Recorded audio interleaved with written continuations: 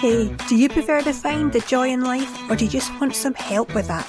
If so, you're in the right place. So come on in and join the Joy Bunny clan. This is the My Slice of Life podcast.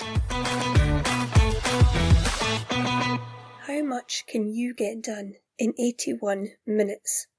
I know it might sound like a strange question, but it's relevant to this week's mystery. I ask because it took only 81 minutes for a massive art theft which to this day remains unsolved. Welcome to the My Slice of Life podcast with me, Sharon, your very own Highland host. This is the last full episode in the opening the Mystery Files season, and this week is all about the largest property theft in the world. I want to give you a brief rundown of what happened and then we'll dive into the details of this mystery. In the early hours of March 18th, 1990, a vehicle pulled up near the side entrance of the Isabella Stewart Gardner Museum. Two men wearing police uniforms pressed the buzzer and stated that they were responding to a disturbance, so required access.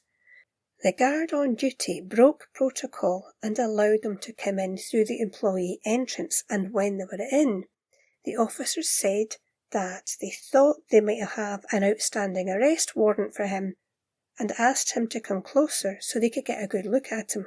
He complied, and that was when he was arrested. A second guard came into the area, and that's when they were told they weren't being arrested. It was a robbery. The guards were then handcuffed and tied up with duct tape and taken down to the museum basement. The thieves departed with 13 of the museum's works of art 81 minutes later, which are estimated to be worth somewhere around $500 to $600 million.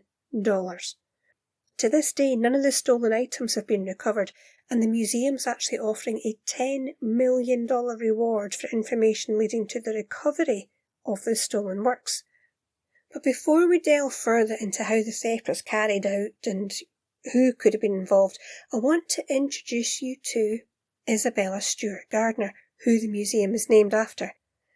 Isabella Stewart was born in New York City on 14th of April 1840 into a well-to-do family, which is probably no surprise there.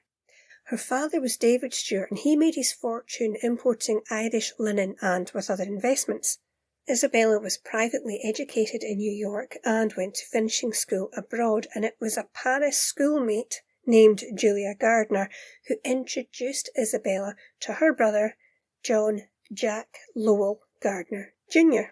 That's a bit of a mouthful, but in 1860, a few days before her 20th birthday, Isabella Stewart married said Jack Gardner in Grace Church, New York City, and they moved to his hometown of Boston and settled into a house in the fashionable Back Bay, which was a wedding gift from her father. Must be nice. Then in 1898, on the 10th of December, Jack Gardner died suddenly of a stroke, and 6 weeks later, Isabella continued with their shared plan to purchase a plot of land, and she got a local architect, who was William T. Sears, to draw up plans for a museum. Construction of the museum began in 1899 and was completed in late 1901. Isabella moved into the private fourth-floor living quarters and devoted herself to personally arranging works of art in the historic galleries on the first 3 floors. And in 1901 and 1902, Isabella installed her collection of paintings, sculptures, tapestries, furniture, manuscripts, rare books, and decorative arts. She kept on working on the museum for the rest of her life. And if you haven't seen pictures of the place, you are missing out. From the outside, I wasn't that impressed, given there was one picture I saw and I thought, doesn't look like much. But see, when I saw the inside, I was blown away. So go and have a look at that, check it out. And I did find out that if your name is also Isabella, you get in for free, as well as US military personnel and their families. So I thought that was a nice touch. So that's a bit of background on who set up the museum. Now I want us to have a wee look at the actual security of the building. By the 1980s, it said the museum was running low on funds and there were upgrades needing done which couldn't be done because of the costs involved. It didn't have a climate control system, for example, or even a full insurance policy, which nowadays sounds absolutely crazy. None of the art could be sold either to raise funds because Isabella Stewart Gardner had left instructions that nothing was to be moved, sold, or new items bought into the museum, so they couldn't do anything. Some security improvements were made over time, such as installing 60 infrared motion detectors and CCTV being put around the building's perimeter. However, there was no cameras installed inside the museum, as its board of trustees at the time thought the costs were too much, so additional security guards were hired instead. But one of the weird things with regards to security is that the guards could only summon police to the museum by pressing the button at the security desk. That was the only way they could actually reach the police. You'd think there'd be buttons throughout the museum where they could actually alert and call for help, but no, they only had one place. The whole security setup was reviewed by an independent consultant in 1988 who said they were pretty much standard, but he did make some recommendations, as did the security director at the Museum of Fine Arts in Boston. Some of the upgrades suggested included higher guard salaries in a bid to attract more qualified applicants. The museum guards at the time were paid just slightly higher than minimum wage, and the museum security flaws were well known to all the guards. And I mention that for a reason which will become clearer later on. But it was decided by the board that these upgrades were far too costly, so they were not put in place. They had their CCTV and they had their motion detectors. That was pretty much it. So let's look at the actual robbery now in a little bit more detail. So it was in the early hours of Sunday, March the 18th, 1990, which, if you're paying attention, you will realise is the day after St. Patrick's Day, and this is in Boston. So there was a lot of celebrating going on that weekend. In fact, the thieves were first witnessed around midnight by some people who were leaving a party near the museum, and the two men who were dressed as police officers had a car on Palace Road, which was about 100 feet from the side entrance. The museum guards on duty that night were Rick Abbott, who was 23, and Randy Heston, aged 25. Now, Abbott gets a lot of stick when this story is told, and his name will come up much later on. He worked at the museum as a regular night watchman, but he was also in a band and admitted that he would sometimes turn up for his shift drunk or stoned. Great. The other guard, however, was new and he was on his first night shift. According to museum security policy, one guard would patrol the galleries with a flashlight and walkie-talkie, while the other would sit at the security desk. That was the way it had to be done. When Abbott took the first patrol, fire alarms sounded in several rooms, but he couldn't locate any fire or smoke or anything, and he was thinking it was some sort of malfunction, so he disabled the fire alarm control panel before returning to his patrol. And here's a weird thing that Abbott did. At some point before completing his rounds, he stopped at the side entrance of the museum, briefly opening the side door and shutting it again, and I can't find any reason stated anywhere why he would need to do that if he was going by protocol. If he was throwing out a joint, however, I can understand why he would need to open the door. Abbott returned to the security desk around 1 a.m. and then Heston took on the patrol duties. So at 1:20 a.m, Abbott gets the buzz on the intercom by the two thieves outside, and that was when they explained to him that they were police investigating a disturbance and that they must be let in. At this point, Abbott could see them on the CCTV and he saw two cops standing outside, and although he wasn't aware of any disturbance, he was thinking it's St. Patrick's Day, maybe something had happened with a party goer or something similar. So he let the two men in. That was at 1:24 a.m, and that was totally against protocol. But the two men came in the side door and approached Abbott at the security desk. They asked him if anyone else was in the museum, and Abbott radioed Heston to return to the security desk. It's reported Abbott noticed around this time, though, that the taller man, his moustache appeared to be fake, and that's when the shorter man told Abbott that he looked familiar and that they might have a warrant out for his arrest, so he told him, come out from behind the desk to provide ID, which again was breaking protocol. But Abbott complied, leaving the desk that contained the museum's only panic button to alert police, which the thieves must have known about, which is why they had to lure him away from the desk. Abbott was then forced against a wall, he had his legs spread and handcuffs put on. Then Hestand walks into the room and the taller thief turned him to the wall and handcuffed him as well, and that was when Hestand asked why he was being arrested, only to be told, "You aren't being arrested, this is a robbery." He was also told, "Don't give us any problems and you won't get hurt," to which it is said he replied, "Don't worry, they don't pay me enough to get hurt." The thieves proceeded to wrap duct tape around the heads and eyes of the guards and without asking for directions, led the guards into the basement where they were handcuffed to a steam pipe and workbench. It's also reported that the guards' wallets were examined and they were threatened now that the robbers knew where they lived and told them that if you don't inform the authorities, basically say nothing, you'll receive a reward in about a year. That obviously didn't happen. It took them less than 15 minutes from entering the building to having these two guys tied up in the basement. And once they'd done that, the thieves went on to get what they'd come for. And although there weren't cameras to record them, their movements were recorded by the motion detectors, and it was noted that they went into the Dutch room first. That's what it's called. But when they went too close to a painting, there's a sensor that would sound. It was intended to alert when guests get too near to the artwork. So they basically smashed the device to pieces so that wouldn't keep going off as they were going around taking what they wanted. And they removed two pieces here. One was a painting called The Storm on the Sea of Galilee, and the other was A Lady and Gentleman in Black. They took them off the wall, threw them onto the marble floor, shattering their glass frames, and then used a blade to cut out the canvases. They also removed a large Rembrandt self-portrait oil painting, but they left it leaning against a cabinet, and it's thought that was too large and heavy to carry out as easily as the other pieces, so it got left behind. Then at 1:51 a.m, one of the thieves stayed in the Dutch room while the other man went out to the short gallery, and a while later they were both in the short gallery, where their theft continued. Remember, this is all being monitored by the motion detection sensors, so they were able to get a pretty good idea of where they went. Now here's a weird thing. The last work stolen was from the blue room on the first floor, but the motion detectors didn't detect any motion within the blue room during the thieves' time in the building. The only person who had been detected in that room was Abbott when he patrolled the area earlier in the evening.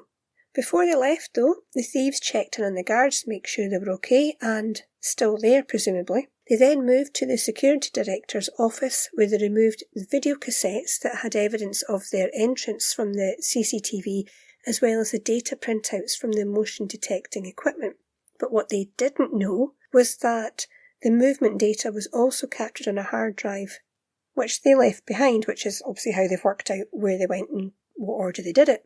Then the thieves started to take the artwork out to their car, and the side doors were opened at 2:40 a.m. and again for the last time at 2:45 a.m. And as I said at the beginning, all of this was done within 81 minutes. When the next guard shift arrived later in the morning, I think it was 8 a.m, they said they realised something was wrong when they couldn't get hold of anybody inside. They called the security director, who went in and saw there was nobody at the watch desk, and that's when the police were called, who would obviously carry out a full search of the building and found the guards in the basement. In total, only 13 works of art were taken, and investigators are a bit puzzled because much more expensive pieces were left behind. And another weird thing is that although some of the art was removed from their frames, some were cut from their frames, leaving just an empty space. Which is very strange. If you think it's somebody who knows art, you would possibly think they would take better care of removing them. So that's an odd thing in itself. The stolen pieces were a painting called The Concert by Vermeer. There was 3 pieces by Rembrandt, The Storm on the Sea of Galilee, A Lady and Gentleman in Black, and a small self-portrait. Remember, they couldn't get the big one. A landscape by Flink was taken, a piece by Manet, several drawings by Degas, an ancient Chinese ritual bronze vessel, which goes by the name of a gu, G-U, I guess that's how it's said, and the final thing they took was a French imperial eagle finial. Some of these are considered very valuable, others not so much, but bear in mind they passed by works by Botticelli, Michelangelo, among others, so there were much more expensive things left behind. And something which I find quite a sad image is that even today the empty frames for the stolen paintings remain hanging in place, as Gardner's will decreed that nothing in her collection should be moved. So the empty frames are just there, like a sad reminder. The FBI did carry out an investigation, and they believed the robbery was planned by a criminal organisation. They didn't have physical evidence and so relied on informants, interrogations and the like, and all this led them to looking at the Boston Mafia, as one theory was that the stolen art was to be used as bargaining chips to reduce prison sentences or to settle debts within criminal circles. One man of interest was Whitey Bulger, who was one of the most powerful crime bosses in Boston during the era as head of the Winter Hill Gang. You've probably heard of him. He obviously denied involvement, but FBI agent Thomas McShane did some investigating and found Bulger had strong ties with the Boston police. He also found Bulger had connections to the IRA, which was apparently quite active and had ties to Boston at that time. McShane found out that the act of tripping a fire alarm before the heist was a calling card of the IRA. But in the end, though, McShane's investigation of Bulger and the IRA could not produce any evidence to tie them to the theft. The FBI also investigated members of the Merlino gang, and there seems to have been a lot of people claiming this one and that one showed them a painting, or they heard about someone who had one, but again, despite sting operations, a lie detector tests and so on, nothing conclusive was found and nobody got charged.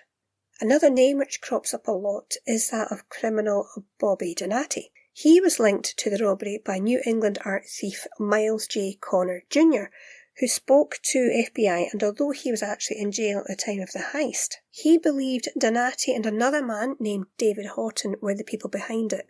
Connor had apparently worked with Donati for previous art heists, and Connor also claimed that Houghton visited him in jail after the robbery, told him they'd been responsible for it and were going to use the art to get Connor out of jail. If that was true, then it was bad news for Connor, as Donati was killed the next year in the midst of a gang war, and Houghton also died soon after the heist, but being over £300, it was a heart attack that got him. Again, more investigations were carried out and more names were being brought into the picture, but no arrests could be made due to lack of evidence. And if you want more information about all the gang stuff, it's all online. I personally find it's all a bit convoluted and there's a lot of he said, she said sort of stuff.